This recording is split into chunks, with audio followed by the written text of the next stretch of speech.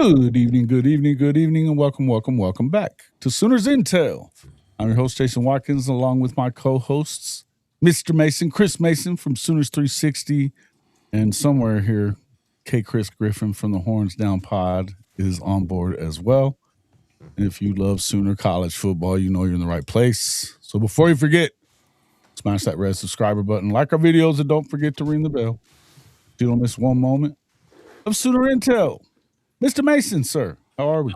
We're good. We are cold, but it's all relative. I have power. You know, um, Yeah. you Hey, know, I just got it's done working with Marcus Den on the show, and they are just getting power back. Not even some of their places in some of the yeah. places out there in uh let's see, Nashville's a Oxford still. Nash, Nashville's a disaster. So, Yeah, yeah, but yeah, it's bad. So it's cold around here, but it's still cold where my mom's at in New Mexico here. I know it's still cold there in Norman, huh? Okay, Chris. Yeah, it is. Sick of this nonsense. Welcome into the show, everybody. Um, let's see. Bishop Frank, Scott Walker, T Boomer. Welcome into the show, everybody. Good to see everybody in here, except for that one. All right. Uh, what are we going to do tonight? What are we talking about tonight, Mr. Mason? well, I thought we'd have a little. Everybody else has had their very early top 10, so I figured we'd take the brain trust of this show would have a swag at it. And then Brain if trust, huh? and then well, and then if we're going to talk about a top 10 nationally, we probably should be able to intelligently talk about a top 5 in the SEC, and then maybe talk a little new Sooner AD. See if he's got a deputy AD position lined up for K Chris. That would be nice. That would be nice. That would be very nice. And Hey, uh, And that's our main topics. But I'm keeping an eye on Twitter right now because OU is about to get a commitment from a 2028 kid. Should be getting a commitment from Micah Rhodes coming up. He's a top running back for 2028, top 40 in the nation kind of kid. Would be a big win for DeMarco Murray. big win for DeMarco Murray. He seems to do that. He seems to do that. And Yeah, recruiting, Ott recruiting. seems to be impressing there at the Jaden Ott, just to get everybody wound up. Seems to Jeez. be impressive at the Senior Bowl out there. Wonder why he wasn't doing that for the Sooners this year. Sucks. Kid's a grifter. Let's just and moving on. He's enjoying. He's enjoying. Yeah, listen. All right, so let's take it all. Obviously, we can get started with that. First off, talk about this new Sooner AD and how you feel about it. I know we kind of talked about it a little bit yesterday on my show, and I thank you for coming on the morning show. But what are your thoughts about this move? Well, since I'll go quickly, give Chris some runway. And you can tell obviously that the sort of the marketing, negotiating, the CBA ability to write a CBA and to be active once those changes come in college sports seem to be the main reason why I think they hired this guy. An assistant AD from Illinois. I think that kind of landed a little bit like a thud. But when you look at his legal background and the things that he's able to do, and his prior experience and his contract work, and what I think is going to be the future of where college sports needs to go, I think the hire was definitely in that direction. I thought they were going to go somewhere more in sort of a marketing guy to try and leverage more out of the Olympic sports, but he has a little bit of that background. But obviously, I think the main focus is that we need a CBA for football, and we need to make sure that we have somebody that can work on drafting that CBA and be a force in getting that CBA going. That's kind of what I got out of it. Hey, Chris. Um, if I just give you my general thoughts about the hire, I think it's a great hire. I think that it's a it's on par with what OU is trying to do and where they've been trying to move toward. Well, honestly, I wouldn't even say where they've been trying to move towards what they've been doing since they hired Joe C, which is making the most progressive, most proactive hires that they possibly can. I think that this was something that when you read about his background, when you listen to him and all the rest of that stuff, you say, "Oh, okay, yeah, this is a modern day type pick." It was interesting because you didn't know if you were just going to go get a guy that was going to come in here and just kind of quote unquote be a pun for somebody like Nagy, or you're going to go get somebody who's actually going to have a real voice. And I think you would have got somebody who is going to have a real voice and is going to work with Nagy, with building what OU football will look like for the next, however long they're here. But also, I think that this is good for the rest of the sports as well. One tidbit was definitely him saying, "I don't know what we're gonna do with Porter Moser, but right now, I thought that was interesting as well." That But losing streak still going on. man, look, It is, and the women are just playing great. So it's The best player in the country, so that's they part of got it. best freshman. So it's not helping, right? One yeah, of these things. no, One of these things don't look like the other. no, with softball, with all the rest of that stuff, it's a wonderful opportunity, and I think that they found the right guy for it, especially with um, so where college football is really headed, especially from that financial standpoint, from that contractual standpoint of where college football is really headed towards. I think that I think this was a home run hire. Yeah, yeah, and from what everything you can tell is that that's basically what it is. He's kind of bringing you up to the modern way of doing things, in certain ways. So sounds good with all that. Anything else that obviously that's been going on since the end of the season that. Well, let me ask you this, and I asked this to Mr. Mason yesterday. I want to ask you, Kchris. New Having a new AD, does that change anything as far as if Oklahoma doesn't play as well on the in the football program this year, that you would see that it would put Brent Venables in a tougher position than what you would have seen him before, right? I think it seems like he saved himself, but with new ads, a lot of times they want to make their mark, and if it's not the guy that they hired, you could be in the hot seat a little quicker. Say if you don't win and go back to the playoff. I really don't. I think that a lot of them have bought into the vision, and I think that they understand how hard it is to sustain success. Sure. Thing for Venables and company is just that I think for this year, the conversation I know that I want to have with you guys again and again and again throughout this offseason is just the fact of, which I think is really, I'm sorry I'm dragging this, but it's an underlying it's something nobody's talking about. If you look at the portal additions, you say, "Hey, we got some great portal additions. I think we address some needs." But on the flip side of that, guys, BV and company are betting on a bunch of young guys to actually step up. The Nestas of the world, the Nigel Smiths, rightfully so, right? They're banking on a whole bunch of these younger guys to step up. Obviously, you saw nothing happen at well, you went and got the kid from Oregon. We'll see where he's going to play. Is it safety? Is it corner? Whichever one. But regardless, though, they're banking on a lot of people. You Gentry has been hurt, and I know a lot of people kind of feel that they're torn on that one. I'm torn on it as well.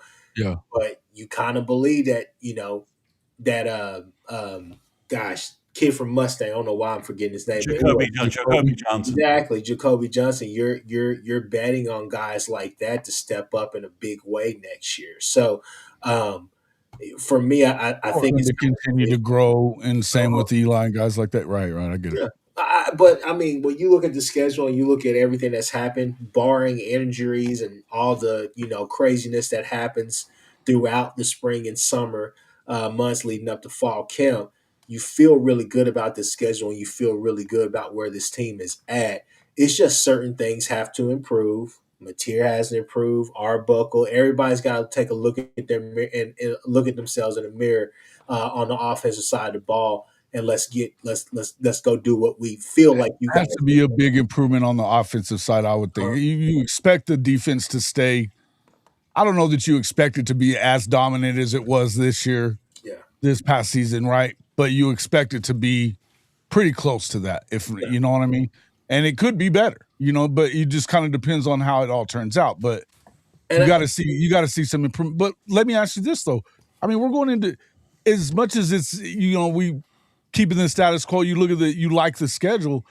There's a world where you could play pretty well and get out of the first week of October with 3 losses still. yeah, no, I mean it's a possibility. It was a possibility this year. We talked Yeah. about it with you can't lose to Hugh Freeze and Jackson Arnold. You can't lose the Michigan game. We talked about how big those games were. Yeah, you went Yeah, there yeah, and you lost to Texas this year, but you came out on the back end and you went on a run. So I think the way it sets up is that you will, being optimistic this year should not be a problem for too many people. But to your original question, though, I well, think that's why I'm asking the question, though.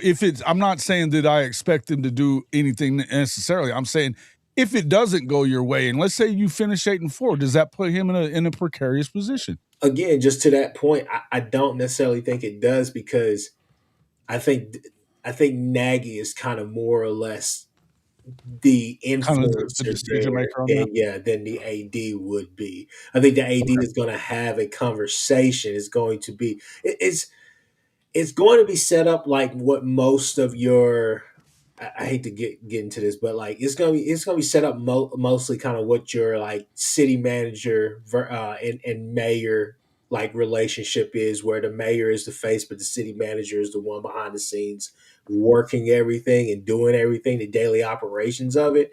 And I think that's kind of where we're at with Nagy.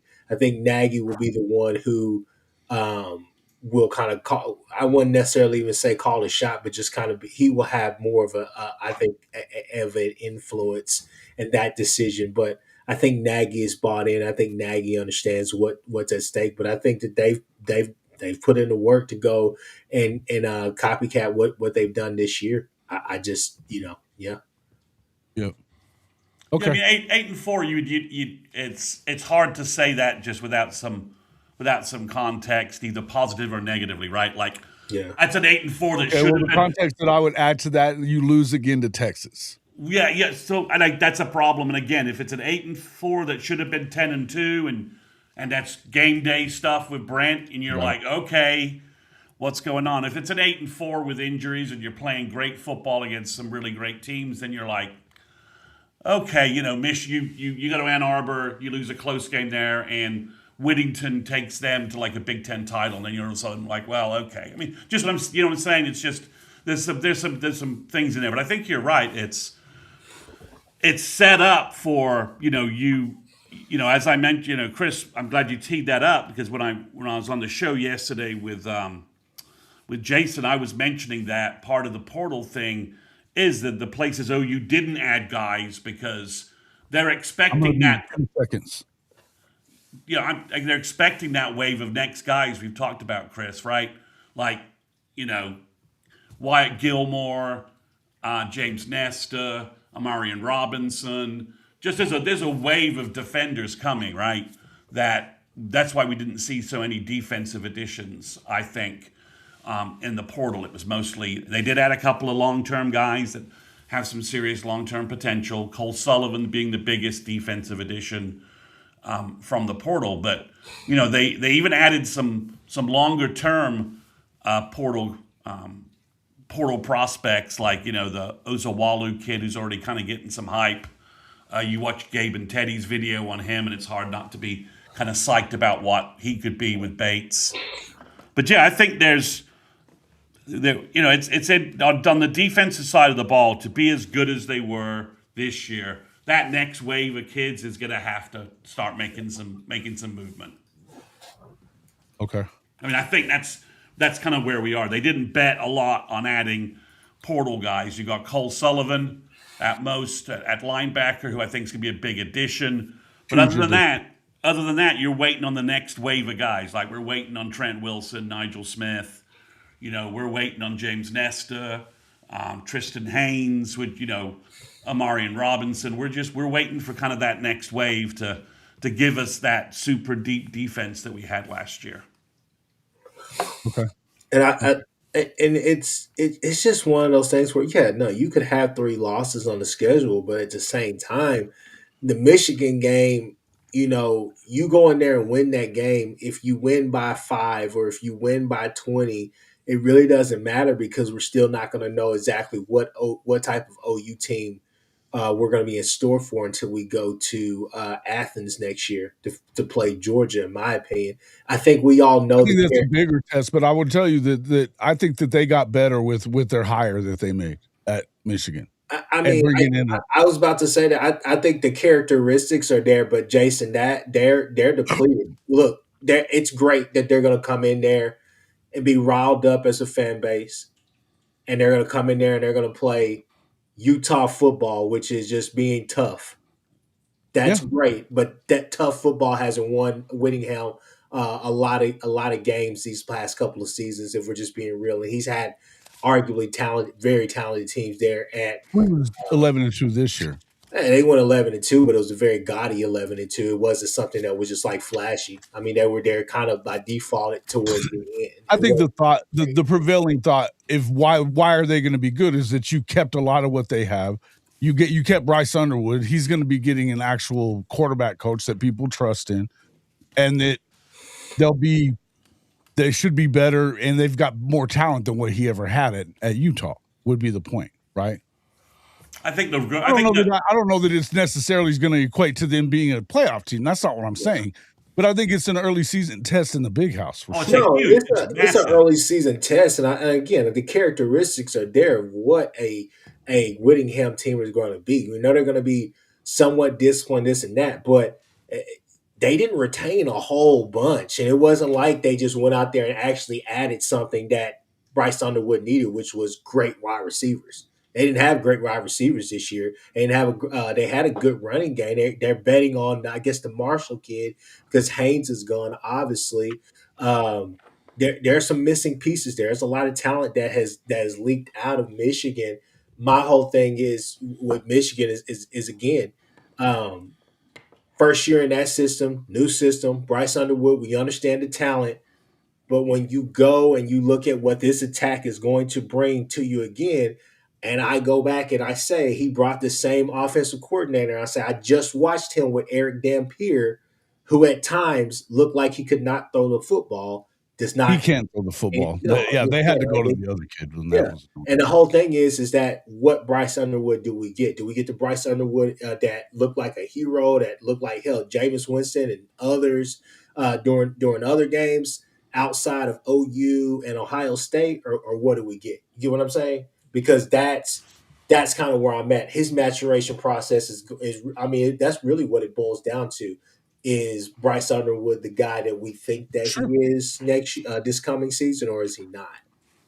Go ahead, Chris Mason. No, I mean, I think the Michigan game, I think Michigan's absorbed a pretty big body blow in terms of a rebuild and sort of reorganization. Catching them game 2 is probably to our benefit. The location change makes a big difference. Let's not ignore that, right? Playing at their place. It's going to be a massively hyped game. But I do think Michigan, there's a lot of chaos with what went on with them. I mean, let's not ignore it. They lost a lot of personnel. Personnel left and came back. I think that's always a little weird. It doesn't always go as well as the David Stone thing, right? It's still a little bit of some weird. I think they've got some locker room chemistry, and they've kind of got a little bit of a rebuild that going on where they may not be firing on all cylinders when we get up there, and offensively that's a scheme, as I said on the Wednesday show. That's a scheme that Brent knows how to. That's not a scheme that really worries me with a Brent returning defense, a veteran defense. I'm not ready to just say it's an easy walkover because no, not at all. Not with that's all I was getting at. That's all I was getting at. It's that's going to be a game where that's going to be a nail biter. That's a potential rock fight. Week 2. Yeah, right, completely right. Okay, You want to talk top 10? let's do it. National top 10. Let me pull that up real quick.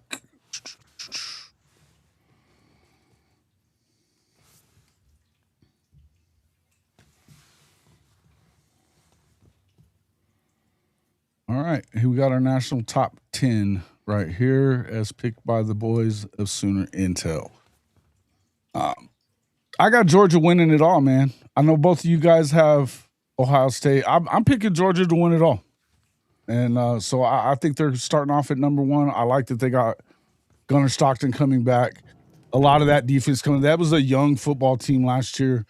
They lost their best receiver, I would think, but I know that they went and they got some key pieces. They didn't add a ton in the portal, but they've continued to recruit as well as anybody. So I think that I still think Kirby Smart's the best coach in the country, and it was kind of an easy one for me. I'm picking them at number one. You guys go ahead and talk about Ohio State if you want. Yeah, I mean, I could have easily chosen Ohio State too. Just they're. I mean, I could have UGA. I mean, it's kind of a flip flop there for me. I'm just going a little bit with Julian saying year two going to be a much more efficient quarterback, be a better quarterback, and the overall talent level at Ohio State and Georgia is probably, you can probably pick and choose what you want there. They were a little more active in the portal. Jeremiah Smith. My only concern with Ohio State is, they hired Arthur Smith, right, as their offensive coordinator. And, I don't know quite how that works. Obviously, That's wild. The Patricia thing worked well. Can they pull that same magic on offense? And losing Hartline, what does that mean to their chemistry of their coaching staff? That's why I don't have them in the top three. But I that's why I have them, just because they're a loaded roster, and they added a lot of players in the portal. So maybe the ass kicking they got by Miami gets them slightly motivated. So, but I got Georgia right there with you, Jason. I think those are the. I think that's an obvious 1-2. Just going off roster talent. That's where I went 1-2 for them. Mm-hmm. Yeah. Obviously, Kchris, anything to add to that on Ohio State? Because that's why I don't. The Arthur Smith was one of those wacky things for me, and then without Hartline, it's would be a concern in my opinion. I want to say with Hartline's exit, a lot of the stuff that's happening or whatnot, still Ohio State. They're still going to go get guys. We understand that. What the dynamic looks like the next couple of years will be interesting, but I kind of feel like this is it. This is it. This is like the last hoorah for like those crazy teams, simply because Hartline's not there. So I don't know if you're going to be able to get all of that. The same receiving core.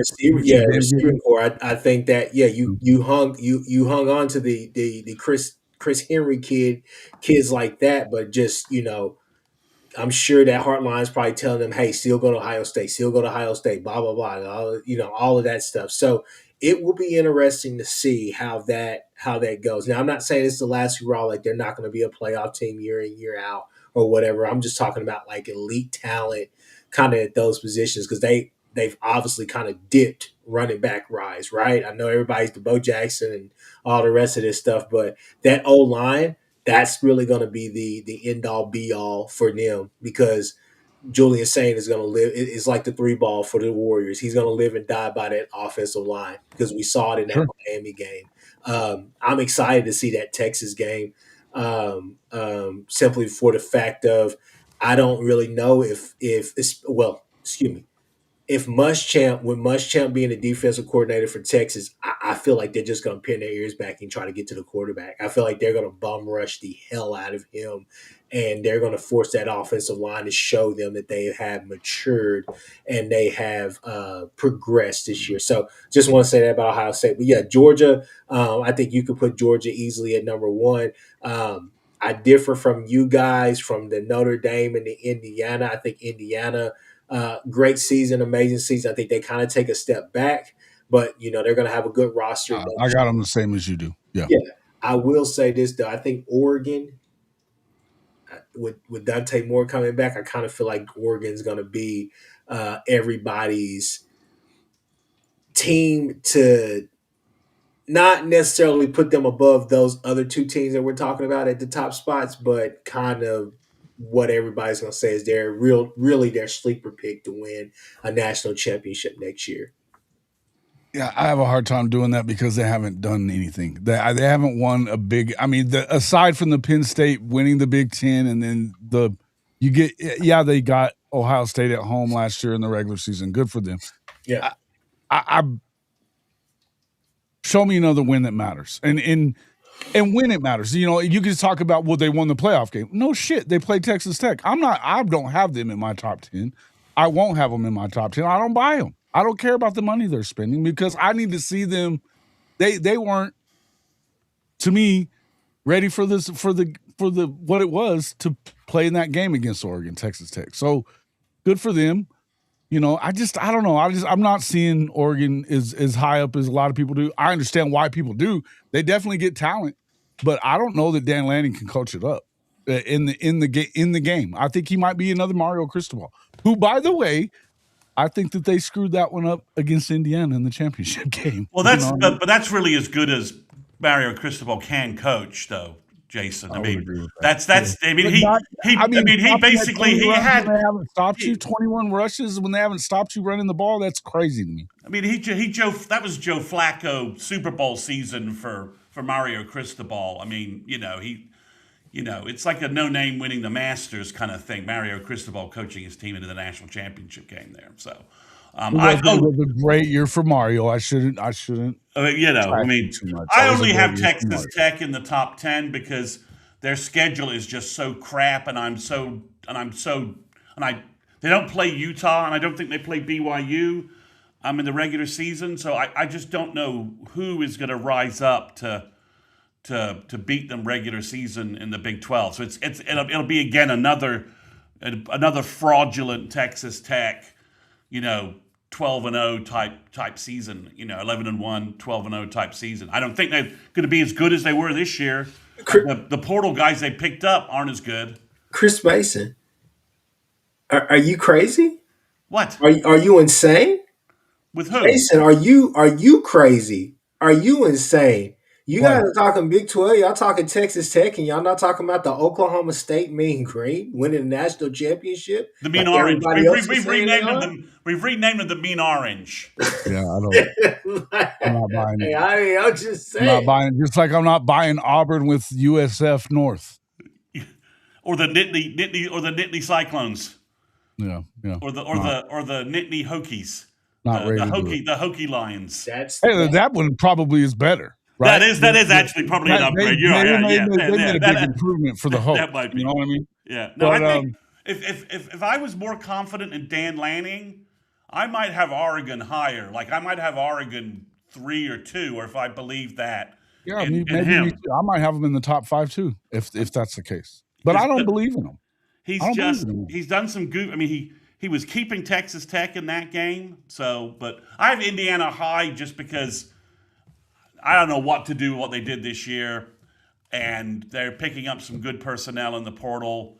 I'm not a huge Josh Hoover as a Heisman guy, but I certainly wasn't saying Mendoza was a massive pickup last year. I thought he was a good pickup. So I'm giving Cignetti all of his flowers right now with that number 3 ranking, and we'll see if they come crashing back to earth in any realistic way.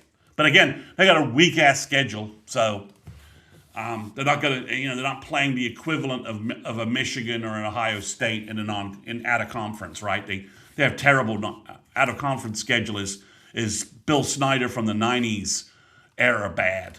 So that's why I have them there. I do think Notre Dame has a terrible schedule, right? If they can beat Miami and BYU, they should go undefeated. They should. That's if they lose both of those games, they shouldn't be in the playoffs. They won't be in the playoffs. They won't have a win. They won't have a win that they can stand on, because SC's no longer in the picture with that. I was But close to speaking putting. of SC, real quick, Oregon gets USC after they play powerhouse Portland State, while SC gets to travel 3 time zones to play Rutger. Big Ten handing out gets to Oregon right and left. Cry me a river, Trojan fight. Come on, bro. You're starting to sound like Lincoln. Sleep on the plane, man. Good Lord. But yeah, so I think that's kind of where they're. I have OU ahead of Texas, just out of. I just don't. I don't like some of the things Texas did in the portal. I don't like their losses. The Muschamp, the Katowski to Muschamp transition, I think is going to bite them a little bit. I don't think they have the right personnel. I don't think they have the right personnel for this defensive change. I don't know quite why they did it. It doesn't make a lot of sense to me. I mean, somebody was reading the stats, and it was like, offensive efficiency, Texas has dropped like 30 spots, and they're like, in the last 2 years, it's like, but you fire your defensive coordinator? So obviously, they made the big name splash for some of the. I don't think it was PK's fault. I don't think that they downgraded here. Just not for nothing. I don't think they downgraded here. I suspect you're wrong. I think Muschamp's fastball's gone. He hasn't called because he hasn't called defense in. He hasn't called defense He hasn't been the guy on defense for about 10 years at this point. And I don't like, and I don't think he was. He was on the staff with Georgia just a couple of years back, where he may not have been calling it. He was right there in the mix of what they were doing. But that was like saying that he's lost his fastball. That's a stretch. Maybe I'm wrong, but we haven't seen him pitch. To keep the analogy going, I'll tell you where I kind of sit. It's not like they're running something that that's brand new. But Katowski's scheme though was very specific, and what Muschamp wants to run is very different. I sit in the middle of you guys on this, literally and figuratively, simply because I do disagree with you. I agree with Jason. I don't think he's lost his fastball. I think that what he's going to come in there, he's going to be probably a lot more aggressive and probably going to try to be a lot more physical. I think the thing that scares me about Texas is that with this whole model of, hey, and don't get me wrong, I think a lot of teams are doing it the same way, which is, hey, we're not going to carry, 85, 90, scholarship players, however many or whatever the case may be. We're only going to go and get, somewhere between 60 and 70 or whatever. On the flip side of that, here's the thing. Colin Simmons is coming back. Okay, right? You lost a lot of guys that were supposed to be, in that two depth. Man, please, I know Bevo's going to get in here at some point, and I know that Benji, you my guy, respectfully. But at the same time, it feels like you guys lost a lot of talent. Now, I know what Texas fans are going to say. Oh, well, those guys weren't going to play. We don't have time to sit there and wait for them to develop and stuff. But these were people who were supposed to be in the two deep. Y'all talked about them all season, up to the point of the season, all the rest of that stuff, and it didn't happen or whatever the case may be. So a couple of injuries away from we're in deep shit right now, simply because – we don't have guys that are ready behind. On the defensive side of the ball, you're saying? Huh? On the defensive side of the ball, offensive side of the ball. Cam Coleman goes out for a couple of games, and you're back with Wingo as your one. And contrary to most belief, a lot of Texas fans are not excited about that if that were to happen. I think Wingo is in a perfect position right now simply to blow because up as a two. Yeah, no doubt. He could play two. Because if I was Wingo and they weren't able to get him, I'd be really looking at Georgia saying that I probably should have transferred there, because what Branch was doing is what I should be doing, because I just don't think that he's a one. And I think a lot of Texas fans would agree with that fact. I think he's a gadget player. He's a guy that will kill you. Do not get me wrong. He's a guy that can stretch the field for here and there. But I think it's just being a true number one wide receiver. I don't see that for him. But with Texas, I think they're a talented team. I think they will put it together. Offensive line, I think that's going to be the question mark going into the season, whether they're going to be on that side of the ball. Can they keep everything together? Obviously, you got Smothers, you have Raleek Brown, but I will say this. They're smaller backs. SEC, a lot different than the Big 12 and ACC. I think they could get it done, but I will say this right here. Whoa, whoa, I'm whoa, whoa. cautiously optimistic about those teams. That's just that's my thing. Bro, you don't get to say that about Hollywood whenever you were happy to have him come back to Oklahoma, bro. You don't get to do that. Well, but we had Xavier Robinson in the barn, right? I get it. I get it. But you know, and in the end, I think that they looked a lot. I think that they've continued to look a lot better. I think that when you get a guy like Cam Coleman coming in there and you do get those two running backs, I don't know that they necessarily upgraded all the way around with running back. I think that they certainly it's a push, maybe. It may be a push, yeah, and it may be a little better just because of the fact that they were basically a one-headed monster and really not even that for a lot of the season. Now, Trey Wisner, I'm glad to see him gone as an Oklahoma guy because he was eating OU's lunch, right? But aside from that, I think that he was basically all they had, though, last year. So, they didn't have – CJ Baxter didn't really do much, right? Everybody else was injured. I mean, that was the whole thing. Yeah. Everybody else was injured. And they missed – I mean, they're hoping that the Cooper kid from Florida is their big back, right? Yes. But if I knew I was going to get Smothers, I wouldn't have picked up Raleek Brown. It seems to, I mean, the stuff you want Smothers to do and to make Smothers worth it, that's not a two-back that really works. That's not a two-back scheme that really works, in my opinion. Maybe you could do some two-back stuff with Raleek Brown and this Cooper kid they have that's a bigger kid, but I think offensive line-wise, OU and Texas are basically in the same boat, right? That's what I was going to say.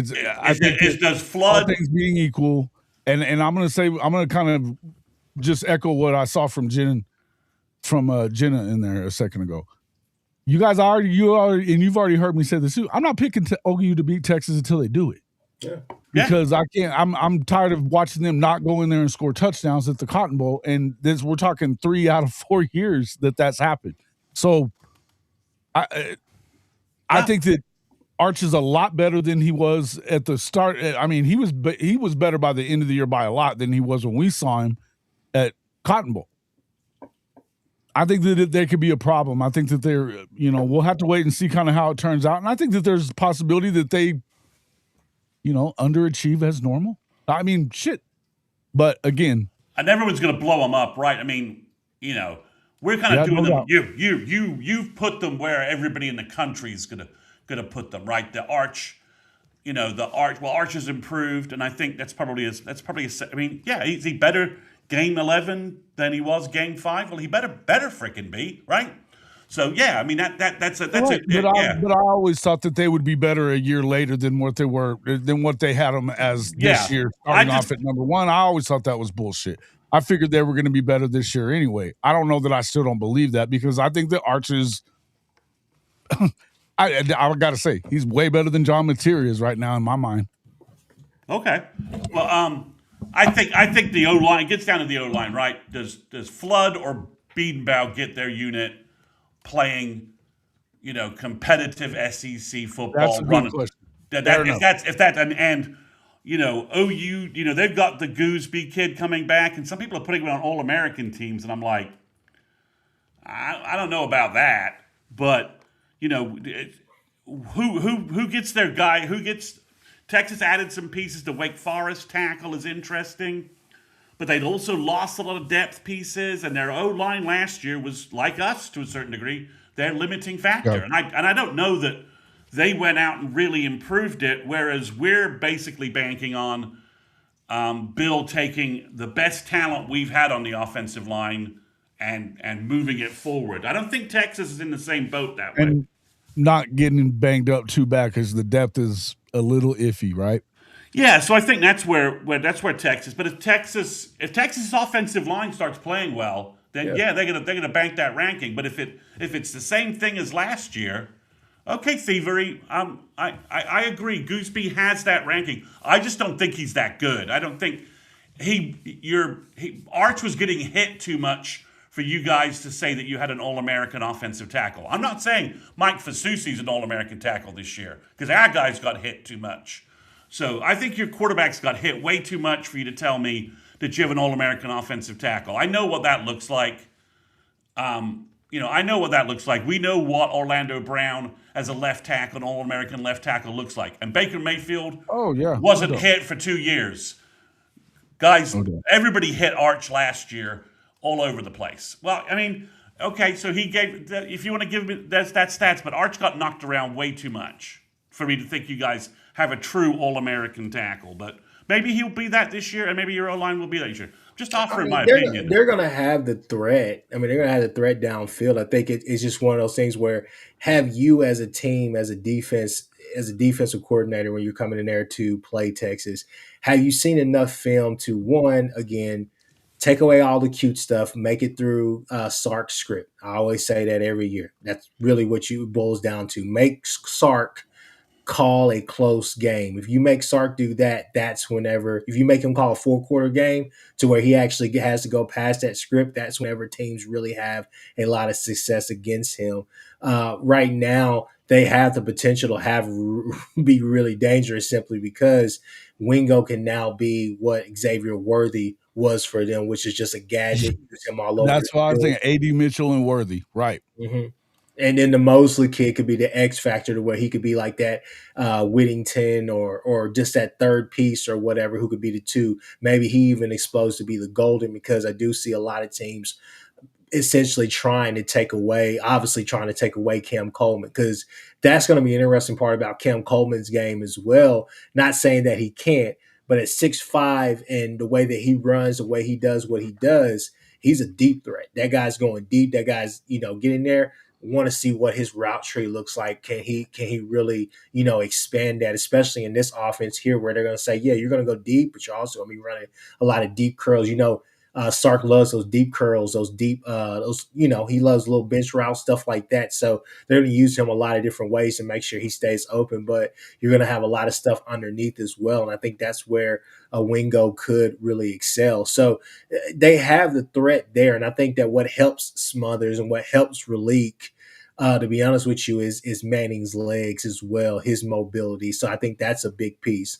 We know Sark likes to have a bell cow back or whatever the case may be. My whole thing is just that, again, when you look at the portal or whatever, they made a lot of great additions, but at the same time, it wasn't necessarily the home runs that they thought they were going to get. So it's got to gel. It's got to come together. I kind of feel like this is, again, another team who's kind of having a last hurrah moment.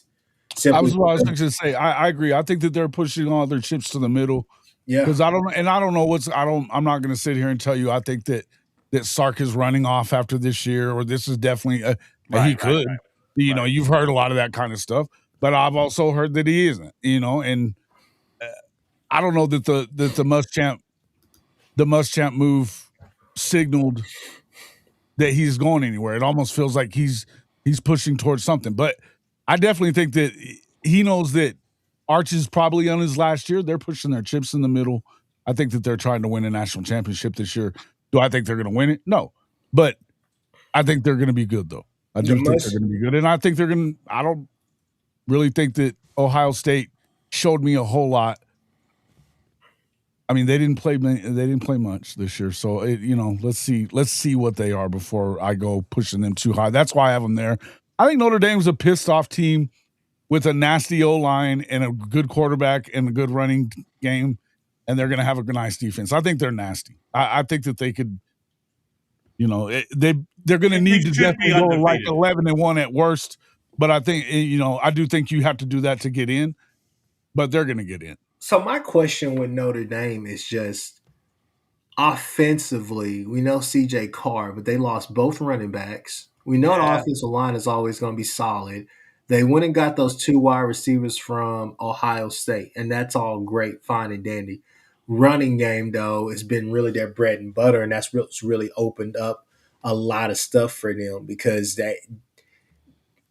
they were explosive this year, and it's mostly because they knew that they could run the ball, and they didn't have to rely on CJ Carr to be the hero, to be the superstar, right? I think going into this season, that's what I'm interested to see from Notre Dame this year. Is just the match. They were loaded at the running back position, though. Well, remember they've got a lot of touches, though. They've got Javian Osborne coming in from Texas high school great high school running back from Texas. Running backs and freshman running backs blow up all the time. Plus, they had their third string running back was pretty good. He played pretty well through the season. I think their line is as you said, their offensive line is kind of they live and die by that. Like most of the teams we're talking about, and if if their power running game is working and their running game's working, then they're dangerous again. I mean, they're dangerous again. But I'm not that worried about their backs. They've been recruiting at an elite level at running back. No, that's what I'm saying. I think that, and they have a commitment to the run too. Similar to like what we saw from the teams that got into the championship game. They're committed to running the ball. But y'all too. Come on now. You don't just go out there and replace Jeremiah Love. Let's just be real. Like you don't go and replace those two backs. I don't know that I agree with that. Hey, I'll tell you this. Did they end up losing Aeneas Williams? They did not. That kid, when he got in, was perfectly fine. But the kid's not. When that kid got in, he was making plays. He just didn't get to play much. Yeah. Ask Ohio State this year about what their run game looked like. You just lost two basically first round running backs to the league. That's what they have. I'm going to trust Notre Dame to run the ball more than I'm going to trust. That is perfectly fine, Jason. I'm just saying you don't go and replace that type of production, dude. You don't. You just don't. Yeah, we'll see. I think that they probably, as I said, I think they got better on defense as well. But look, here's the thing with Notre Dame. You're going to have to show that shit throughout the year, too. I think right now, they're pissed off and they're probably going to run through that schedule and should run through that schedule, by the way. And if they don't make it in because they lost 2 games, then they deserve that. No two ways around it. Yeah, because CJ Carr should be a legit quarterback and a legit problem for anybody. They've got good receivers. They should be able to be balanced and be able to run through that thing. They easily should be able to run through that thing. What they do, if they don't get there, then fine. I'm good with that. I think you got to win 11. I think you got to win 11. When you lose SC off of a schedule that wasn't very good to begin with, you better win 11 of them. Because if not, who's your good game against? I mean, they've got what? SMU, BYU, and that's it. And Miami. Yeah. I mean, they play 8, 7. And how good is SMU? They're showing them ranked right now, but why? They beat Miami last year, but yeah, you're right. Overall, but they play 7 teams that had 8 or more losses last year. I mean, it's a terrible schedule, so they need to be impressive and dominant, I think, to make the college football playoff. Guys, I have A&M in here, and I really questioning that because I think Marcel Reed and their entire season Marcel is a question mark. Was exposed. Their offensive line was really the key to that team, and they've lost 4 of the 5 guys, and they've kind of replaced them with cast-offs. Okay.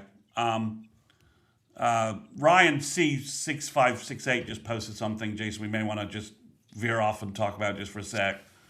I just saw that too. Yeah, so but I have A&M in there because I was struggling with another team, as you saw by me putting Texas Tech in. I'm not buying Ole Miss and LSU until I see what the hell's going on with their actual rosters and how they actually look. There's so much confusion, chaos, and changes there. This is a way too early ranking for me. My assumption is that Chambliss is going to win whatever that court deal is. That's why I have them in that. Yeah, though the NCAA has finally realized they need to start getting judges recused who are alums of the players filing for extra eligibility. Listen, when they win a fucking court case, they got the Bama judge recused finally from that decision. So they should be going after the Ole Miss judge. So, but yeah, I think until I know what's going on with Chambliss and everything else going on there, and I'm not buying that Lane can quickly turn around LSU with all of the different pieces moving around. I don't think Levitt is. They could be good. They could be, but I have to see something first. So that's why I ended up with Texas Tech and A&M at the end of my top 10. Mm-hmm. Okay. So that's why that. So it looks like, guys, Heineke's had his appeal has had his initial waiver request denied and is appealing it. And that came from Jim Nagy.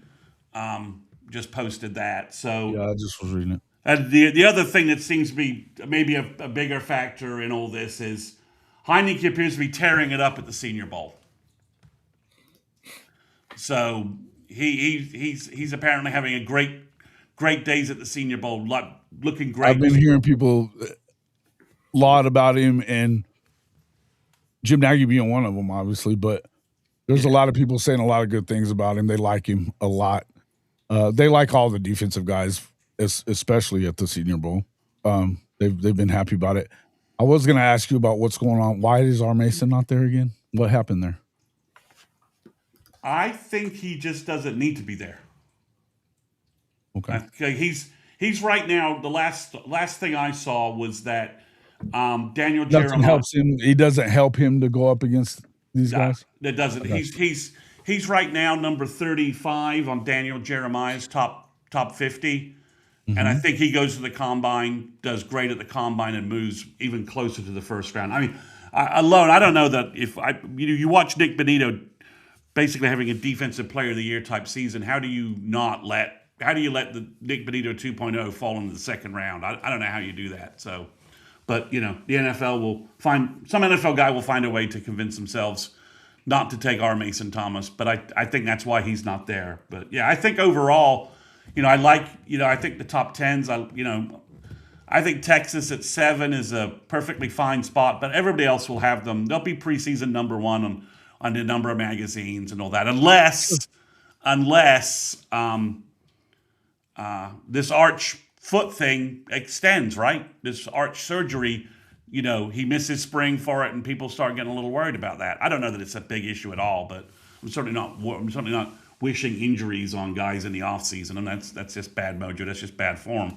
But Arch is having surgery, so if something weird happens there, who knows? Okay. But other than that, so you want to quickly do our SEC top 5? Yeah, let me do that in just a second too. Real quick, I got Michigan in the top 10 before I got some of these other ones. And for the LSU people, listen, I get it that Lane Kiffin is everybody's flavor of the month and all that. I've seen, Kyle, you've been talking about your boys at LSU a lot lately. I get it. The dude hasn't won anything. I don't get it. The dude hasn't won anything. When he does, I think that he should succeed at LSU? I do. And Seton, okay, that's cool. That's going to keep one of them upright, at least for the most part. But the rest of that offensive line kind of got a hit at LSU. They took a hit on the O-line. Look, I don't know that they were bad at the O-line to begin with. And all of a sudden, LSU is a national champion, like all of their freaking content creators are saying day after day after day. This glaze job of the LSU Tigers is getting old right now. Again, if y'all are going to talk anything about championship, you need to mention the Oklahoma State Mean Orange. Stop talking about championship. Shit. Well, they're building a hockey rink for them. It's getting annoying, Jason. I'm telling you, you're cutting it close. You're cutting it close. Yeah, that's true. You want to pop up our SEC top 5 after Chris's second mention of the future powerhouse Oklahoma State Mean Orange? That's something else, man. If you take your top lip and connect it to your bottom lip, you will shut the fuck up. All right, now let's move on. Let me get this other one up here. Oh man, whoa! What is this? Take this person out of there. I can't get to it quick enough. Somebody get him out of there. I don't know what's happening. That's crazy.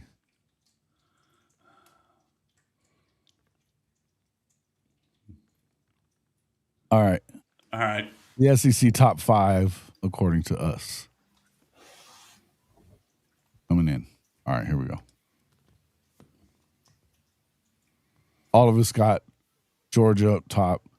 Again, you guys know why I'm not picking OU over Texas right now. Not going to do it until they prove it. Makes total sense. I do think the reason my expectation for Ole Miss is because of Trinidad Chambliss, and I think he will be back. If he's not there, they're out of that spot. It's tentative on Alabama as well. I think that they've got as much to prove as anybody right now, and Kalen DeBoer is in a situation where he needs to find a way to win, and they better find a way to run the damn football with it.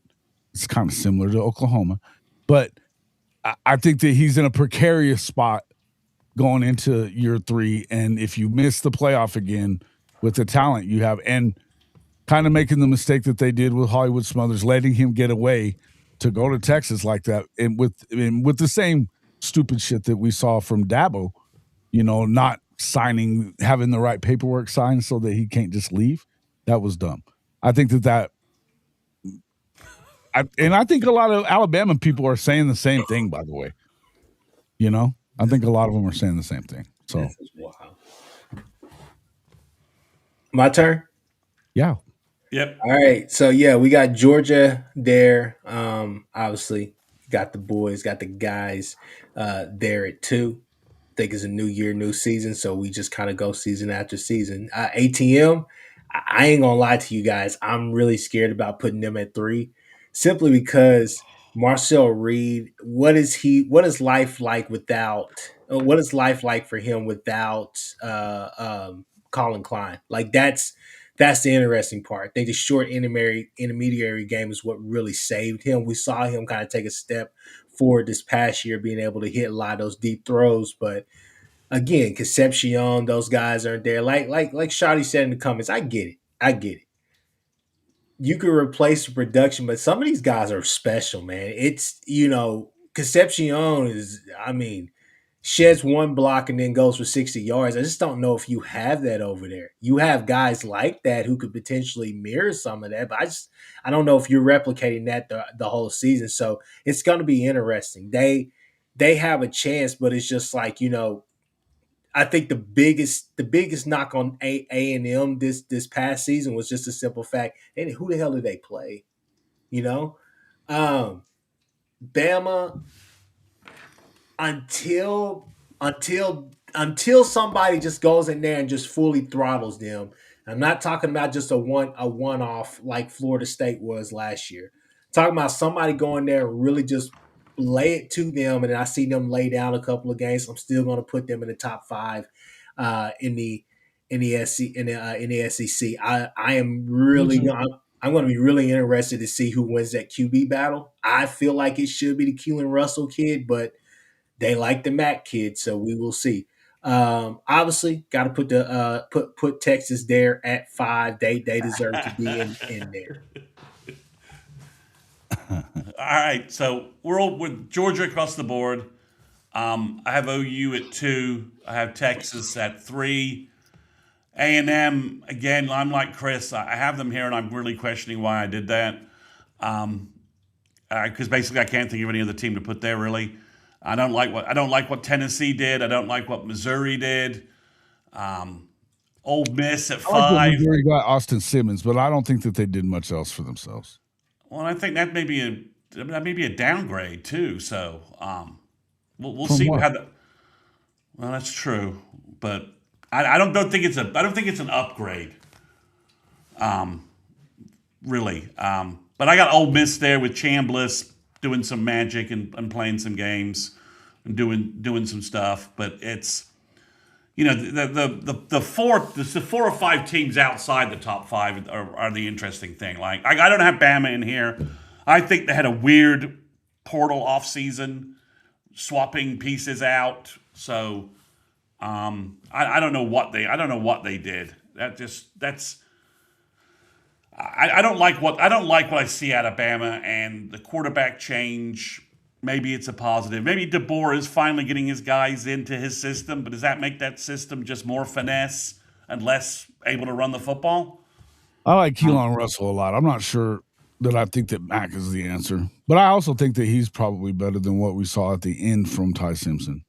Yeah, maybe. That being said, I think that the only way that you really they got O-line problems. Have they fixed them? They do. Listen, I'm with you on that. But I still think they're in the top 5. I mean, the Proctor kid's gone, right? The center that they thought was the anchor of their line, he's gone finally, right? They added pieces, and I'm not sure what pieces they added that really improved that.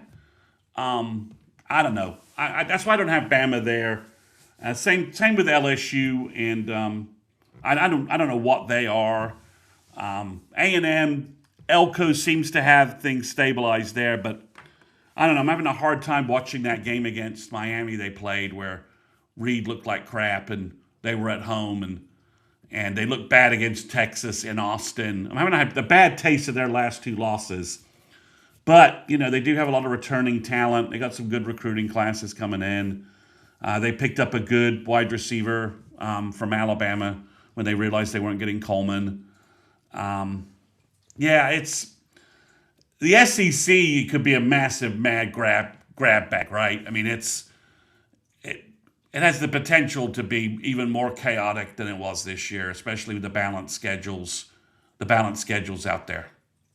Mm-hmm. I mean, with everybody now playing basically an Oklahoma or Mississippi State type schedule, things could get. I think, not in the top five, not in the top five, but I think Heupel comes out of this is the hot seat guy this offseason.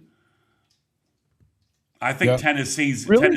Now, see, I think they're all over the place. I don't even know why. I don't know why I missed that, but I actually had them at first written down as one of my top five. I think that Tennessee's going to be good. Bringing in, here's the deal. That's the other one that I think is going to be. We need to fix this because I would definitely have them in the top five, and I would take out Ole Miss probably over that. Yeah, Knowles usually takes 2 to 3 years to get going, though. That's my and that's the question that I would have. But I do think that they can't get a lot worse. They were 14th. And in both, I guess I don't really see them. Kicking Heupel out if they don't go. No, all the I way just there. think he could be. And here's the thing: hot you seat. probably get Joey Aguilar back. They're also going to court, and the guy's got a lawyer that's already beating them in court. The NCAA. I'm gonna say the JUCO one.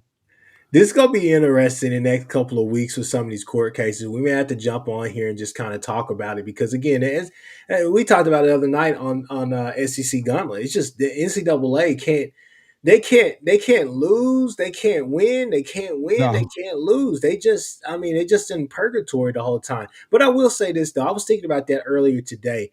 Isn't it interesting? You're going to have the veer and shoot and that type of defense, like, combined.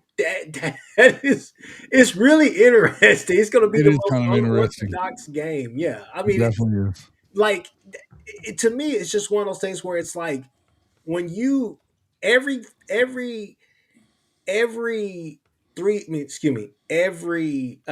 and shoot team has a weird pairing. Lebby and to be honest with you, in hindsight, you could say it. Lebby was good. But it still was a weird pairing. The type of defense that Venables wants to play and everything, but with the veer and shoot, up and down the field, this and that, very particular, blah blah blah, yada yada yada. Now he's went back to the 3-3-5, and you're just like, these are some really weird pairings, all over the SEC with this veer and shoot, especially there in South Carolina. I don't know what the hell they're going to do with Kendall Brown, but still, I digress. I'll just say that with Tennessee, it's going to be very interesting to see how that dynamic works because I don't know. I just think that they're going to want to be in, off the field an awful lot, putting 40, 60 points on people. But I'll be honest with you, Jason, I kind of think that Aguilar is going to lose that case. Of the cases, he has a weak. I mean, the Chambliss thing is a sham. It's not the weakest though. It's not the weakest though. The Aguilar one or the Chambliss one? Well, the Chambliss, I haven't. I'll profess, I don't know too much about the Aguilar thing. I thought he was done and he wasn't filing an appeal. It's a JUCO transfer. It's the exact same thing as what allowed Diego Pavia to come back. Okay, the Chambliss thing is a sham. That's complete bullshit. Yeah, it is like having mono or something, or not even that. I think it was like something simple, tonsillitis or something. Yeah, it's a complete sham. Let's just call it what that's a sham. Aguilar, I haven't looked into it. I just think Tennessee is maybe I think Missouri's in for a bad season because they lost a lot on that defense and didn't add a lot back. Jason, And if Chip Lindsey scare you for OU, I don't know what to tell you anymore, bro. I think we just may be in for a bad season. Chip Lindsey, I was thinking to myself, I was like, oh. Who? Are you saying that to me? Yeah, Chip, because they I'm hired not. Chip Lindsey over the No. I'm not over tripping this about these that. past No, couple of no. I weeks. think Austin. I like Austin Simmons. I think that he's good. He got hurt last year, so that's the part that. yeah, you may that be was right. You may not be about right him. on that. I'm taking what got him benched and what didn't get him back in. He's a He got wild hurt. card because that boy was throwing picks very He was quick. also on the way to getting benched too. Yeah, he was throwing that boy was throwing Okay. picks left and Hey, right to fair start the enough. year. Fair Yeah. enough. And maybe look. It's a gamble. It's a gamble. I think Missouri got exposed last year, right? They didn't beat I anybody. agree with that. Before we jump off of here, can we talk about one I of certainly the? don't have Mizzou in my top 5, guys. Oh no! I know you don't. I was just messing with you. I was saying it you was like, well, oh, you can look. I was So like, we well, understand it's still F Mizzou. All right. Well, before we jump off here, I just want to talk about one of the most, I think, probably the wildest, maybe not even the wildest, but just, to me, the wildest. This is like in my top 3 wildest landing spots. Was Bo Prabilla to Virginia. Did not have that on my 2026 bingo card. I did not at all. I was Especially when Hype wanted him. That was weird. it was all so weird. It was all weird. I was like, I kept saying for me, I was like, yes, LSU is the sexy pick for a lot of these guys, but I was like, if they really want to go out there and show NFL scouts I could be a real quarterback, go play with Will Stein. Go play in that type of system right there and show people, hey, I can work the field. I can do this. There's going to be a lot of cash grabs Will out Stein there. grabbed up one too, though. That's Kentucky is going to be a tougher out, I think, than people think they are. I still think they're a year away from even that. Probably. I think you're probably right there. Yeah. But Kenny Minchie, he's that guy had a little bit of an arm and he could run it around. That it might work out really well for them. I think they probably are a year away, as you said. I agree with that. I just for the love of me, I'm like Bo Prabilla, Sam Levin. I'm thinking, guys, this is a place right here that you could go with Will Stein. You're not going to have too much around you, but you set yourself up to be a draft pick, whether it's round 1, 2, 3, 4, or 5. You set yourself three up to straight be a draft Heisman pick. finalists. Yeah. Yeah, I mean, I agree with you. I mean, some wacky decisions, and I think Virginia had like another transfer quarterback, so he's like in a quarterback competition in Virginia, of all things, because I think Chandler Morris decided he wasn't going to go for his 9th year. I was going to say, Chandler's got to be gone, doesn't he? I mean, who knows? I mean, this Miami linebacker is back after. I mean, he signed. He was in like Bijan Robinson's recruiting class. I mean, this is just nuts. Crazy, right? It's great. It's great. I mean, and then you get Heineke gets denied, and you're like, oh, okay. His case is. It's a weird one because it's the 2 NCAA sport thing that makes it a little weird, and there's not a lot of precedent on that in terms of like ignoring a barely participating year in another sport, right? That's the weird. Yeah, and while they're trying to move up the redshirt thing to 9 games before you can play in 9 games before you have to redshirt, and then not calling it redshirt. And then not calling his injury year a medical redshirt year. It's a little strange, but yeah, it's messy. I mean, like I said, I think Chambliss has no business playing another year of college football, and I'm not just saying that because I don't want to see his ass again in Norman. I just think he's done. Go to the pros. This is ridiculous. And Aguilar, I don't know his case well enough to say it, but he had his. You had your year at Tennessee. You played really well. You should just be moving on, dude. At some point. Yeah. But do you blame him for coming back when you can make some money and he's not? No, I don't blame him. I don't blame him, but I do think it's and I think again, Diego Pavia, there's a precedent there that you could come back. So I think that I mean Pavia. The Pavia deal was also ridiculous, right? Making the JUCO years ineligible. That was ridiculous. in my mind. I mean, it's just silly. Yeah, I I mean, think it's something that's happening at this point, though. it is. He opened Pandora's box, right? That nobody ever. I mean, on Yeah. the surface of it, we're like, "There's no way a judge is going to buy this." And then, like, a judge said, "Yep," and I'm like, Make no mistake, too. The NFL loves this. The NFL, especially the NFLPA, they love it because that gives their players that are already in the NFL another year that they you're not having guys going as much, right? yeah. I mean, it's weird. I just don't understand some of these guys. I don't understand why Chambliss just doesn't want to go pro, man. It's a bad draft. Go. Yeah, You're a as far as playmaker. Chambliss is concerned, listen, I don't know why they've got him ranked around the 5th quarterback. I don't think he's the best one out there, other than maybe I think Nuss has the measurables and everything that go to still be probably. I like him probably better, but I don't know. I think he's salvageable. He's salvageable, right? I do. I think so too. I forgot about Nussmeier all the way. Boy, he's salvageable. I think because that LSU thing was just an absolute disaster. So he's salvageable. I mean, but I don't know. It baffles me that some of these guys obviously. If you're Tennessee, you're recruiting. The NFL. I get it. No, I get that. I think that he's at worst. Chambliss. I mean, I've seen rankings, a lot of draft rankings that show Chambliss is number 5 of quarterbacks coming out, and I think he's 2 in my. If I was choosing a playmaker, he's number 2. Easy. Yeah, I mean it's easy. I mean, who are you going to drive? I mean, Nuss. You need to. The guy reminds you of like what Russell Wilson was doing at the start of his career, where you can't get your hands on him, and he's going to find somebody open. I don't understand why he's not betting on his game and going to the pros rather than being stuck. I mean, we all know that Arch probably will have a good statistical season. Maybe he'll have a great one, but a good one is probably fairly in the cards, and he'll be drafted number 1 off that. Easy.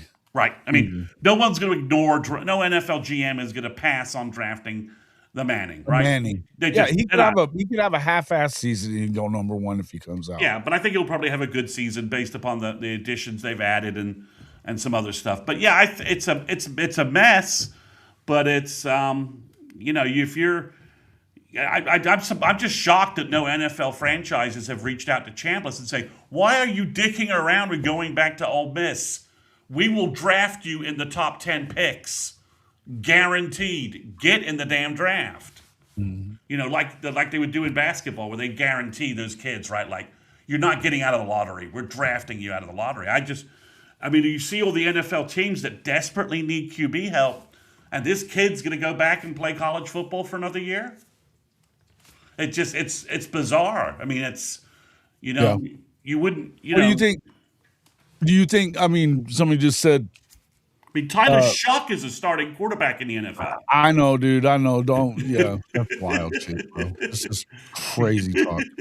But like, what about? What was it? There was one I just read, and it was making me. Ty Simpson, whatever. Yeah, guys. Again, this is not a hot draft class. Do you think? What about Diego Pavia? Is there a chance that I think he may be playing himself into it. He's saying the right things, but I think, what do you think he does at the next level? Do you think that Kchris, you got to answer this one. I like Diego. I think he's a baller, man. I don't love his arm. I don't love his arm. I'll say that, but I think he's a winner. Yeah, but I don't know what it is as a quarterback. He might even play as like a receiver, do the Edelman thing. Can he? I mean, he measured 5'9" and 7/8. Yeah. He's not going to play quarterback, I don't think. I mean, and a big part of his game was his running game, right? Yeah. At that size, he'll get obliterated at the NFL. I mean, as a quarterback, correct? Yeah. So, but yeah, I think we'll see. I mean, he's got he talks a big game and he's backed it up for the most part. But I like the dude, man. I'm not a hater on Diego. I love him. I I just think he's, his desire to just stay at Vandy and that whole JUCO thing just opened Pandora's box and was kind of like, and the judge was like, and I'm like, all right, dude, what are you If doing? it wasn't him, it was going to be somebody though. Well, maybe, but I do think he kind of kicked over this notion I a little don't bit care. more. That's what he's been doing, is kicking over hornets' nests his entire career. Yeah, I mean, He wasn't supposed to get to that point, so yeah, I mean, it kind of is we'll what it see. is. We'll see. I mean, I'm going to be more interested to see what happens to Vandy this season without him, without Eli Stowers, without a lot of the kids that they lost a lot of talent in the portal. They got some good guys in, but they lost some of their glue guys, and they lost some O line. They got to rebuild that O line, and it'll be interesting to see. It'll be interesting to see where what happens to them this year. Because that's a wild card, right? If it's somehow, because if Jared Curtis, he's enrolled early, he's there. If he somehow takes over and somehow just and has one of those freshman QB years where we're like, how is this kid playing this well? Then all of a sudden maybe they can sustain this momentum. If he hits the freshman Somebody wall, better, because they didn't really hit the portal, did they? no, because if he struggles, hits the freshman wall, then they could drop. They could It can be hard. It can be tough on them. hard. Now they've definitely added some talent comparative to what they've been in the past, but Yeah. I don't think they fall all the way off. But I think you better win pretty quick, though. Yeah, I mean, you need to just You better not fall too far, is what I'm saying. Yeah, because then it's just then the negativity. Well, it's like, without Pavia, they're just old Vandy again, and that message can ring true in high school recruiting to a certain degree. Um, yeah, that's why I just don't understand why Chambliss's folks didn't direct him to the NFL instead of doing this thing with Ole Miss. I mean, they can't be funneling that much money to him. It can't be worth that much money. I mean, delaying your second NFL quarterback, You never know. delaying that second NFL QB contract, that's a expensive decision, potentially. It could be, and especially when I think that he's a guy that can stick in the NFL. I think he's got the tools to do that. I tend to agree I that mean, it's not getting any younger. it may be an emotional decision instead of a financial one. Yeah, I mean, we'll see what happens, but overall, it's the SEC has never been as wide open as it is after you get beyond Georgia, who's the most stable program left in the SEC, right? We're pushing for that level of stability, right? OU is, but we're not there yet. If we could bank another 10-2 kind of playoff season, then we're rising up to that, right? But as you said, Texas is throwing all their chips in for the last Arch season, and that could be great, or it could flame out on them. And then you've got who knows where Alabama's going. They've lost, and you've got LSU and Ole Miss just turned. Two programs completely turned over. You got Florida. I mean, there's so many new coaches. It's messy, right? What is Florida going to be? I don't think any of us have any idea about that. What does Kentucky look like? Will Stein will get somebody this year, right? I think he'll get somebody. But it's just the SEC from top to bottom has never been more sort of chaotic. And there's less terra firma around the various teams. UGA is the only team really that's kind of got that terra firma. If OU can fix their offense, I think we're right there. But, if it's an answer, all that. Yeah. I mean, that's where we are. But I think Texas, again, if they had kept Katowski and brought in this talent base, I would be like, all right, okay, I can see it. But this D coordinator thing, I'm probably wrong on this, but I think this must change. Well, I mean, that's fine. It's not a problem. And I get it. I get what you're saying. I just think, and I'm the first one to say, the problem wasn't on the defensive side of the ball, right? So you're messing with something that didn't need to be messed with, right? You're fixing something that wasn't the problem. But that's because, okay. Y'all, that was okay. I mean, honest with you, it just seemed like it was kind of a personal preference to me. That's mostly what that was. PK wasn't an issue. Sark has his faults, PK had his faults, all the rest of that stuff. But that seemed like there was a boiling point that had been reached, and there was a decision that was made, and it was made. No doubt. Surprisingly, to everybody on the outside looking in, and I think to some Texas fans, but seemed like a personal preference to me. No doubt. Yeah, but it was just weird though. It was a weird, like you said, it was a weird decision, and I think they're disrupting something that didn't need to be disrupted, and their defense was really holding their water the last 2 years. Let's just call it a fact. No doubt. I think PK's defense got them into the playoffs last year. In 2024, and really kept them in games last year when Sark and the offense were rudderless. Certainly kept them in the game in Ohio State and elsewhere. But they're an interesting team, Texas. If you try and be as objective as you can as an OU fan about them, right? Yeah. They're an interesting, they're an interesting team in terms of what they did in this offseason was was a radical shift from what they've been doing previously. They said, no, we're not going to do this. We're not going to just accumulate talent and stack talent. We're going to do something different. And we'll see if it works. With a 14, 15 game season, if they're trying to achieve their goals, and a reduced roster doesn't seem to add up to me. But we'll see if that gamble pays off for them. Yeah, they definitely. Yeah, I don't know what they were doing. But so Jason Kchris, is there one SEC team you think is just going to blow out expectations? As far as like go way better than what we think they are? Yeah, better than walking in like, okay. I'll tell you who could. Oh, man, I hate to say this because I don't know that I really believe it. Say it. Listen, South Carolina.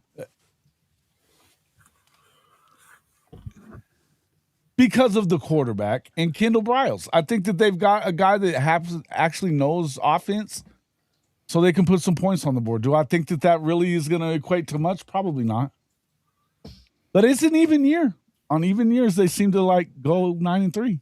Now, we all can agree on this right here. That offensive line, no matter what the hell they did, that shit is terrible. They definitely had to get much better on the O-line, and I don't know that they did that. Yeah, that's here's what they had to do, though. They got to do something with that offense to not get his ass kicked all damn season. And that's what I'm saying. I don't know if they're going to be able to protect him for him to make those decisions that he has to make in that veer and shoot. But Kendall can put something together to get the ball out fast. We're going to protect him in that way.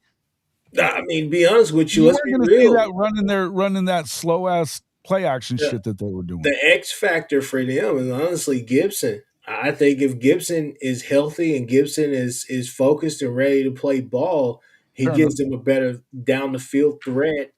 Down the field, better deep threat, better wide receiver than what they have in Harbor. I think Harbor is a great athlete, he's an elite athlete, but I think that Gibson is a guy who has the potential to be to play like a first round draft pick, no doubt. So I think that he can change that. My uncle talked about that. He said, "Hey, South Carolina could be a team that is scary to play if Gibson is able to get it on, and that way he opens up channels for Harbor on the other side, right?"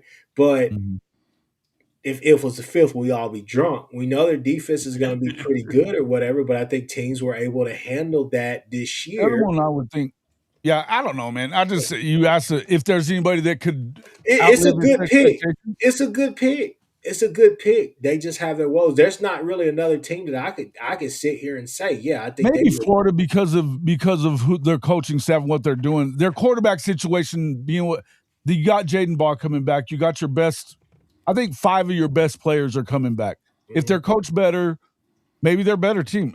I don't know what I think about this quarterback, but I like their offensive coordinator situation a lot better than I like a lot of teams. Yeah, Faulkner. We'll see how well Faulkner. We'll see how well he does away from Brent Key. Right. We'll see if that was like a perfect setup and that made him and that helped him. I mean, I'm just saying. It's gonna be Brent Key is the offensive line guy. He's the offensive guy at Georgia Tech a little bit. So we'll see. But I think you're right on Faulkner and Florida. The quarterback they got from Georgia Tech is interesting. He doesn't have a lot of experience, though. Yeah, I think you're the wild card team for me, obviously, and I think you are both right that you're a year away. But I think Will Stein's going to blow up some big time team's lunch. Absolutely could. It wouldn't surprise me if that happened. The other one I would say is, and this is out there. I think they're a year away. Kamario Taylor is a bad dude, and this is a 6'5" kid with wheels that can throw it. That offense, if they went back and got their former head coach back to come be the defensive coordinator, he's the best defensive coordinator they've had in a long time. If they play pretty good defense, they might be a pain in the ass for everybody. That kid in the they went and added Kendall Dolby. That kid in the bowl game. That kid in the bowl game. It was a little. I mean, he was so raw. It was like feast or famine. But like the feast moments, you were like, "Holy crap!" Bro, But the famine moments were there too. So it'll be interesting. But it was his first start. That's what I'm saying. That's what I'm saying, right? You got to judge him on that. But if he can hit that feast, they can get those feast moments going. He's a stud, man. He's a stud. No doubt about it. They could put up a lot of points on folks. And do you believe in Mississippi State? I don't know. But no, I'm not sure. I think that they've been busy in the portal. I think that he's definitely better than Blake Shapen. And they had moments where they almost won some big games last year. They got to stop somebody. They got to be able to stop somebody. I think that's the biggest thing. Oh yeah, but that quarterback, if he puts it all together, right, and Lebby, he's unreal good. And Lebby's able to develop him, then yeah, he's got some. He has some elite. Same with Deuce Knight at Ole Miss. I mean, or anywhere he plays. I think Deuce Knight has all kinds of skills too. But yeah, he's not as big. He's not as big, and yeah, Kamaro's 6'5", man, and has wheels and an arm. Yeah, I mean, I watched. You saw those highlight moments, but I think that's where I am. But it's the SEC is. I mean, we're going to play so many of our ex-players. It's just so odd, including. You've got Isaiah Dent there, Zion Reagan's there. Well, we're playing. I mean, everybody's got like an ex-Sooner. It's like, okay, we're playing ex-Sooners here, there, and everywhere. And then we're going to be playing the New Michigan's new safety. When we go up to Ann Arbor, Devontae Barnes and Nick in the Kentucky game. Exactly. It's crazy. So that's the portal. That's been the bizarre thing about the portal is where our kids have landed kind of all over the place. Yeah. At better places, I thought that some kids landing at better places than I thought. Hey, Chick-fil-A, Mekhi Rhodes is apparently on some West Coast show, and they're dragging their ass until the end of it to have his commitment. So he hasn't committed yet. Okay. So Michael Rhodes, we got and Sooner Twitter is in flames over the Heineke decision. Everyone's in meltdown mode. It's just, it's pretty ugly to see. Yeah, that's going to be. Yeah, it's going to be. And I don't know. I mean, does he come back anyway? I mean, with the way that he's showing at the Senior Bowl, do you come back? I mean, you just talked about the same thing with these quarterbacks. I mean, as long as he can get a quick. What's his grade got to be for him to? Yeah, well, I mean, if Nagy can get him a realistic grade, But I think the way he's going, I mean, at a certain point, I'm like, okay. He just committed, is what T Boomer says. Oh, he did? Okay. Well, T Boomer always beats me to commitment news. And he's right. He just committed. Man. He's on it. He's always beaten me to this. Jason, he's on our recruiting show. He's always like, Chris and I are ready to wrap up, and T Boomer walks in with some recruiting bombshell for us. He's the man. T Boomer's our guy. Man. He's a great guy. So they got he's ranked as high as the number one running back in the country in 2028. No lower than 3. According to the services, top 40 player in the nation. OU offered him as a freshman. This is a big win for DeMarco Murray. Big win for OU. He's high school teammates with Cortland Guillory. So this is a big Houston pickup. And OU doesn't always pick up Houston kids. So this is a big pickup for OU from that perspective. And we'll be talking about it on our Monday recruiting live stream that I'll be doing with Chris. And I'll be posting a recruiting podcast tomorrow. I was waiting on this news, so I'll post this tomorrow. And cover a bunch of other stuff because there's all kinds of other high school recruiting stuff flying around. So OU's got commits. They just got Micah Rhodes, Chris. So we got a fancy new commitment to talk about on Monday. Yeah, no, I heard you guys. Is Nightcap Unfair Sports News Show there, Jay? Is that coming up now? If so, make sure you guys get over there and check that out with Jay. Yep, it's a big commitment. So, and Nagy let it slip. I'll give one piece of recruiting thing away. If you watch the Nagy interview, he let it slip that OU's sitting on another 2028 commitment. He said in that interview, "Well, we got one kid committed for 2028." And they don't have anybody publicly committed, so they've got Micah Rhodes and somebody else already committed for 2028. So OU has 2 commits for 2028. Who knows when the other kid will go public? Okay. Cool stuff. All right. Thanks, guys. Good stuff, man. Appreciate everybody coming in. See you all in the next one.